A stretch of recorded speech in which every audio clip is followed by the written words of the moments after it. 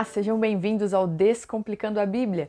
Por aqui nós estudamos as Escrituras, procuramos aprender com os ensinamentos que Jesus deixou para nós e viver de forma prática nos dias de hoje, levando em consideração os desafios de homens e mulheres do século XXI. Como nós podemos viver, caminhar, seguir na vida, tomando as nossas decisões, nos baseando nos ensinamentos que Jesus deixou para nós? Vem comigo que hoje eu quero ler com vocês Neemias 3. Vamos descomplicar aqui a história de Neemias? Quero continuar a leitura com vocês e tem algumas considerações importantes aqui para nós a respeito do capítulo. Peço um pouco de paciência, porque o livro de Neemias, ele além de ser um relato, um diário de bordo, escrito em primeira pessoa, ele também é um livro documental.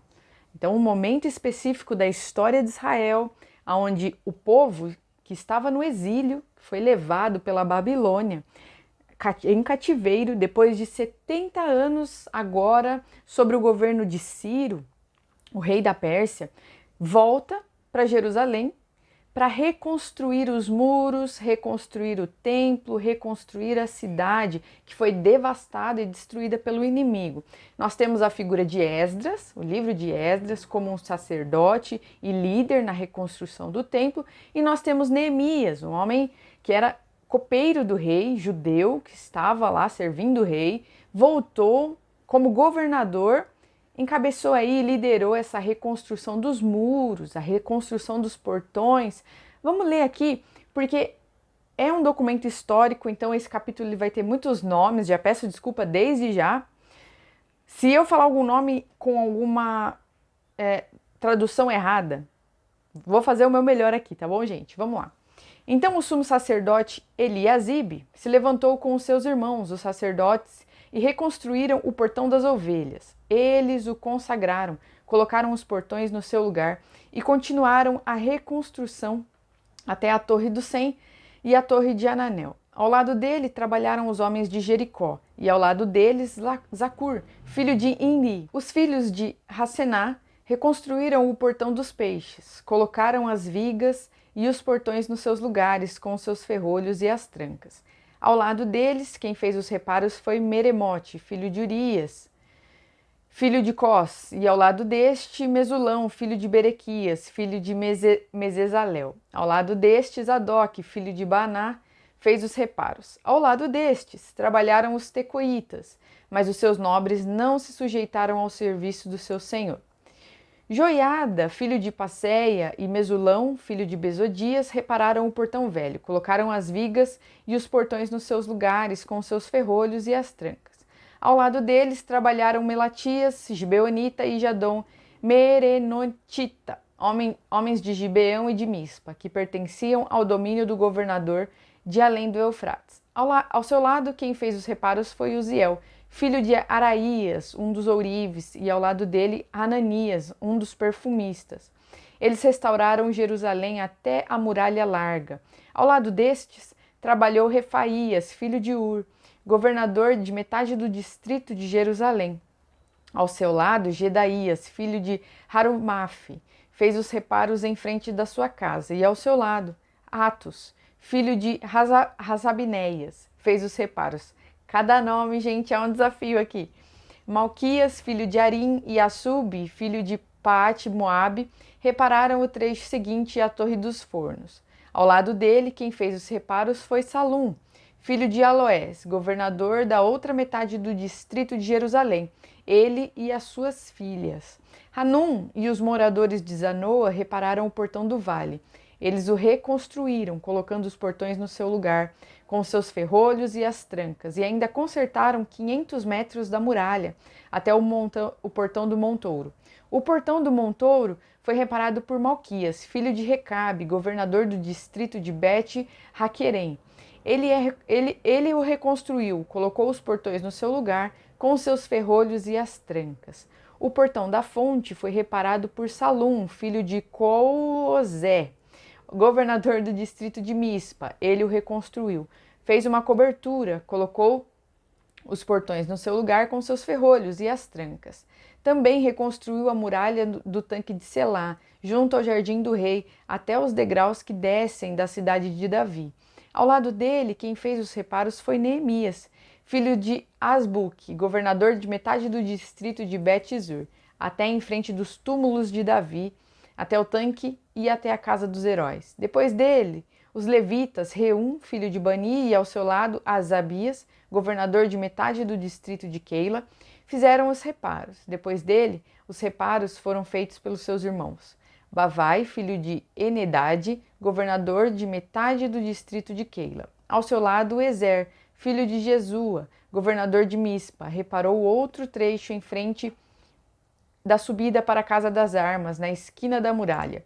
Olha só, gente, eu estou aqui no 19 e nós estamos lendo muitos detalhes, muitos nomes e muitas ações detalhadas, específicas, como se Neemias estivesse colocando aqui o nome da pessoa, de quem era filho, sua família, né?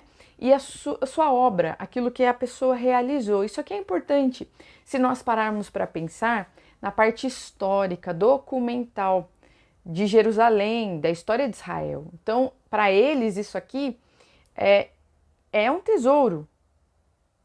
É a certeza de que alguém e quem realizou essa obra de reconstrução. Neemias está dando rosto para as pessoas, está colocando em detalhes o que foi feito. Depois dele, Baruque, filho de Zabai, reparou com muito cuidado outro trecho, desde a esquina da muralha até a porta da casa de Eliasibe, o sumo sacerdote. Depois dele, Meremote, filho de Urias, filho de Cós, reparou outro trecho, desde a porta da casa de Eliasibe até a extremidade da casa de Eliasibe. Você vê, às vezes ele coloca o nome do pai e o nome do avô. Depois dele, quem fez os reparos foram os sacerdotes que moravam na campina. Depois Benjamim e Hassub fizeram os reparos, em frente da sua casa. Depois deles, Azarias, filho de Maceias, filho de Ananias, reparou junto à sua casa. Depois dele, Binuí, filho de Enadade, reparou outro trecho, desde a casa de Azarias até a esquina. Palau, filho de Uzai, reparou em frente da esquina e da torre que sai do Palácio Real Superior, que está junto ao pátio da prisão. Depois dele, Pedaías, filho de Parós, e os servos do templo que moravam em Ofel fizeram os reparos até em frente do portão das águas, na direção do leste e até a torre alta. Depois os tecoías repararam outro trecho, em frente da torre grande e alta e até a muralha de Ofel. Para cima do portão dos cavalos, os sacerdotes fizeram os reparos, cada um em frente de sua casa. Depois deles, Zadok, filho de Imer, reparou em frente da sua casa, e depois dele, Semaías, filho de Secanias, guarda do portão leste, reparou o trecho seguinte. Depois dele, Ananias, filho de Selemias, e Anum, o sexto filho de Zalaf, repararam outro trecho. Depois dele, Mesulão, filhos de Berequias, fez os reparos em frente da sua residência. Depois dele, Malquias, filho de um ourives, fez os reparos até a casa dos servos, do templo e dos mercadores, em frente do portão da guarda, até o terraço da esquina. Versículo 32 para encerrar. Entre o terraço da esquina e o portão das ovelhas, os reparos foram feitos pelos ourives e pelos mercadores. Ufa! Terminamos a leitura do capítulo 3 do livro de Neemias. Talvez a sua primeira pergunta seja assim: tá, Carol, eu só vi nome de homens. Por que isso? Não, porque na tradição oriental, nessa época, nas escrituras, era o nome dos homens. Eram os homens os representantes das famílias, onde a linhagem prosseguia. Então, por mais que o nome sejam especificamente de homens, você pode ter certeza que não só ele estava envolvido na construção, mas toda a sua família. É que ele era o representante da casa. Em alguns trechos a gente vê aqui que algumas famílias relatam que as filhas também ajudaram. Só para você ter uma ideia que há sim mulheres trabalhando nisso. Mas na tradição judaica, lá oriental, são os homens que representam, são eles que falam pela família. Eu separei aqui 5 coisas importantes para nós disso tudo que a gente leu. E você pode pensar assim: nossa, Carol, como é que eu vou tirar alguma coisa? Que lição eu posso tirar disso?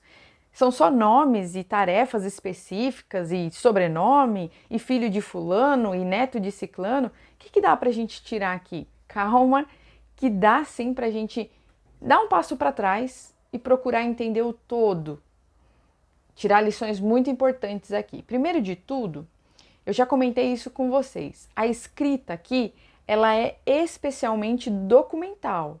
Neemias está registrando um fato histórico. A reconstrução dos muros da cidade, do templo, é um fato extremamente importante. E Neemias, na sua sensibilidade, ele entendeu que aquela história, aquele momento da história de Israel, era muito maior do que ele, muito maior do que a sua liderança e muito importante para a posteridade. Esse é um aspecto das escrituras que a gente aprende à medida que a gente vai lendo, que é a questão do legado, gente. Na cultura judaica, nas tradições do povo hebreu, até mesmo por conta da pedagogia de Deus, pensar na próxima geração é fundamental.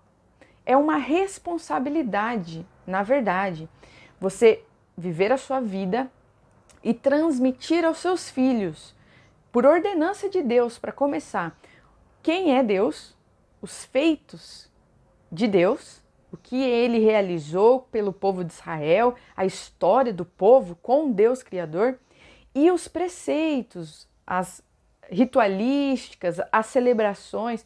Você tem aí uma responsabilidade da geração anterior com a que está vindo, as novas gerações, de transmitir um legado. Qual é esse legado? A sua relação com Deus, gente.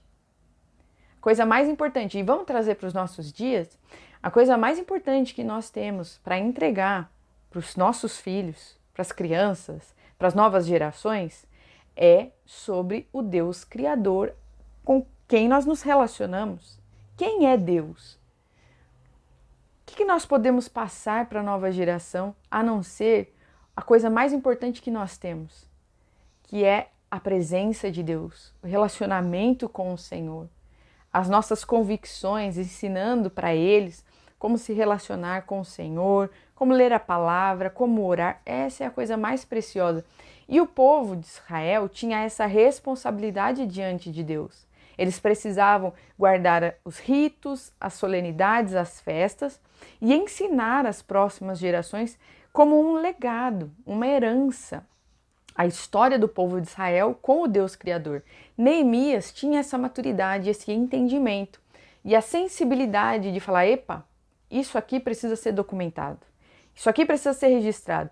Neemias podia, se a gente olhar aqui com os olhos do século 21, Neemias poderia muito bem ter pego o celular dele, feito uma selfie e ter se vangloriado no seu canal, por exemplo, nas redes sociais, do que ele estava fazendo.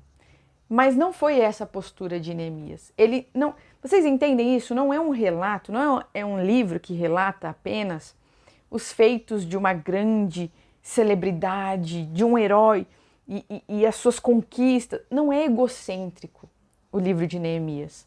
Ele traz documentação histórica e especificidades, uma riqueza de detalhes do que aconteceu, que nos dá esse entendimento que a liderança de Neemias, ela era humilde e generosa. Neemias entendeu ali a importância do momento e como aquilo extrapolava as suas faculdades.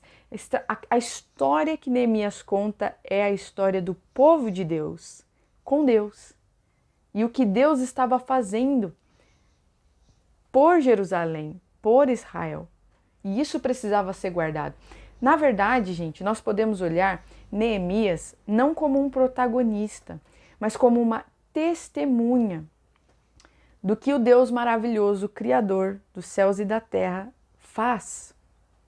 Por isso que ele colocou o nome de pessoas, o que elas fizeram, como elas trabalharam, em que parte elas contribuíram, as famílias envolvidas. E esse é o próximo ponto que eu quero trazer para vocês. Olha que coisa interessante. Famílias inteiras ajudavam na reconstrução. Você tem um movimento que não é, por exemplo, só dos jovens, dos idosos, dos adultos, das crianças. Você tem uma mobilização familiar. As famílias estavam envolvidas. E nós podemos pensar aí, sim, numa restauração dos laços e dos vínculos familiares, porque aqui eles tinham uma missão em comum. Então, houve a união de forças, de pai com filho, de filho com neto e com as filhas. Eles estavam trabalhando em prol de algo maior do que eles. E com certeza, isso era muito saudável e fez muito bem para o povo de Israel. Se conectar com a sua própria família para reconstruir, por exemplo, como é relatado aqui, a região onde você mora. Porque muitos, eles tinham casa e reconstruíram a região onde estava a sua casa. Então veja, era um movimento que extrapolava o querer de Neemias. Era uma ordenança de Deus, um mover que passava pelo núcleo familiar. Olha que profundo isso aqui. Terceiro ponto, os trabalhadores, eles têm nome, rosto e história. E isso aqui é muito importante. Uma reforma, gente, não é feita por uma pessoa só. Como aquele famoso ditado, uma andorinha só não faz verão. Neemias não é o cara da reconstrução dos muros pelo fato dele ser o cara, mas porque Neemias foi líder e representante de um movimento marcado pela contribuição de praticamente Israel todo. Vocês entendem isso? E ter esse relato aqui dos nomes, especificamente dos líderes da família, dos netos, dos filhos, do que eles fizeram, isso aqui é prova para nós da extensão dessa reforma e dessa transformação. O país inteiro, gente, estava vivendo uma transformação social. Neemias liderou pessoas em uma grande causa. Eu quero encerrar a nossa reflexão com isso aqui. Neemias liderou pessoas em uma grande causa. E esse aspecto de liderança é significativo. Até mesmo se nós trouxermos aqui para os nossos dias, entendendo que uma liderança, gente, ela precisa de pessoas, ela lidera pessoas. E lidera pessoas em prol de causas, de uma missão, de uma visão. Líderes são visionários, precisam ser visionários. E eu queria encerrar com uma palavra-chave justamente que envolve isso aqui que nós estamos conversando. Qual é a palavra-chave, Carol? A palavra é vidas. Vidas, a importância de vidas, de pessoas. Quando nós falamos em reino de Deus, quando nós falamos em evangelho, quando nós falamos nas coisas que Deus realiza. Deus não levanta líderes egoístas que só pensam em si mesmos. Deus levanta líderes para liderar pessoas em suas causas, que extrapolam as celebridades dos nossos dias. Os líderes que Deus levanta, Ele levanta com um propósito, para conduzir o seu povo. Então nós precisamos ressignificar muitas coisas com relação à liderança, segundo o que a gente aprende com os exemplos na Bíblia. Exemplos de homens e mulheres que lideraram pessoas em prol de causas. E não dá para dissociar isso aqui, tá, gente? Nós podemos muitas vezes liderar pessoas em prol de causas que muitas vezes a gente nem sabe. Ah, não, a pessoa ciclano, a gente pode citar aqui N celebridades. Fulano, ciclano só é muito famoso. Não, gente. Tudo que envolve influência é uma liderança. E talvez não seja uma liderança intencional, ativamente ali esclarecendo, tornando claro qual é esse engajamento, mas toda liderança envolve influenciar pessoas por uma causa. O líder deixando isso claro, assumindo isso ou não. Nós temos cantores, nós temos artistas, seja atores, atrizes, influencers. Nós vivemos na era da influência, gente. E a questão que eu deixo para vocês hoje é: as pessoas que eu me espelho, que eu sigo, Qual é a importância que elas dão? Primeiramente, para as pessoas, é um líder egoísta, imaturo, aquele líder que lidera para si mesmo e arrasta pessoas em prol dos seus desejos, das suas vontades e cada um por si. É uma liderança que tem visão, que tem propósito claro, que sabe para onde está indo, o que Deus espera dela, porque, gente, definitivamente as pessoas que Deus levanta para liderar, elas possuem causa, elas possuem propósito, elas possuem um norte. Que norte é esse? Cristo. Cristo, o cabeça, conduz as suas lideranças. E nós precisamos estar alinhados com os planos que Jesus tem para as nossas vidas e através das nossas vidas. Se você tem esse chamado de liderança, vamos começar pela liderança de dentro de casa. Todos nós, em algum nível da vida, exercemos liderança. Talvez você, homem ou mulher, liderando aí a sua casa, os seus filhos. Ou então você, não, eu sou só filho, liderando a sua própria vida. Ou então você liderando uma comunidade, um estado, uma cidade. Todos nós exercemos certo nível de liderança. E em cada nível, Cristo está ali presente. Ele é o cabeça, primeiramente, das nossas vidas e da igreja, da reunião dos filhos de Deus, da sua comunidade, e precisa ser desta forma. Então são duas perguntas muito importantes. Primeiramente para nós, como somos como líderes, se nós temos esse amor por vidas, porque liderar é sobre o outro, gente, não é sobre sermos bons, tops, famosos, cantarmos bem demais, tocarmos bem demais, pregarmos bem demais. Não é sobre nós. Falando aqui de liderança a partir dos olhos da palavra. E depois a nossa causa, a nossa missão, o nosso propósito de vida. Porque definitivamente, aprendendo aqui com Neemias e com tantos outros exemplos, Davi, Moisés, Deus não levanta líderes perdidos. Não, esses líderes não são levantados por Deus. Deus levanta líderes pelo seu povo em prol de uma causa, de um propósito, tem objetivo. Que Deus abençoe vocês. Nós nos vemos no próximo vídeo.